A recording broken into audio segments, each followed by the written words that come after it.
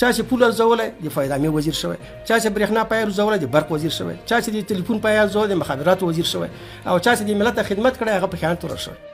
طالبان غواړي ژوندون تلویزیون په مدرسه بدله کړي. اسماعیل یون وایي جهاد مو د خدای لپاره کړی، که د مقام او پر خلکو د احسان اچولو لپاره.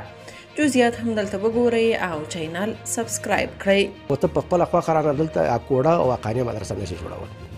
د ژوندون تلویزیون مشر او د پوهنتون استاد اسماعیل یون په کابل کې په یو خبري غونډه کې پر طالبانو پر بېساري ډول نیوکه وکړه او ویل چې طالبان غواړي د ژوندون تلویزیون ودانۍ چې د دولت لخوا ورته په اجازه ورکړل شوي اوس په یوه دیني مدرسه بدله کړي.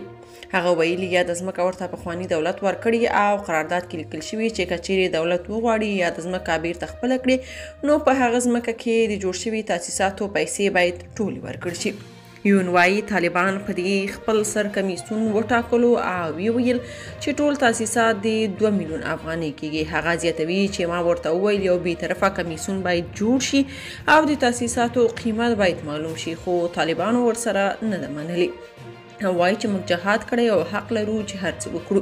نوموړی وایي یا د ځمکه د پخواني واکمنانو لخوا ورته ورکړل شوي او که چیرې اوسني حکومت غواړي یا د ځمکه بیرته واخلي نو ملا هیبت الله باید په یو حکم کې دا اعلان وکړي. اسماعیل یون وایي پخواني حکومت کې هر څومره ګډوډ و خو بیا هم پکې خبره اورېدل کېده. یون وویل هغه کسان چې کلونه په پاکستان کې اوسېدلي اوس هم پاکستاني تذکرې او د پاکستان په نمبرونو واتساپ نمبرونه لري، اوس په افغانستان کې حاکمان شوي چې دوی قطعا د افغانستان په ګټه نشي کېدی. په دې خبري ناسه کې یون وویل چې که د تلویزیون فعالیت ودرول شي نو شاوخوا 80 کارکوونکي به یې له دندو ګوښه شي.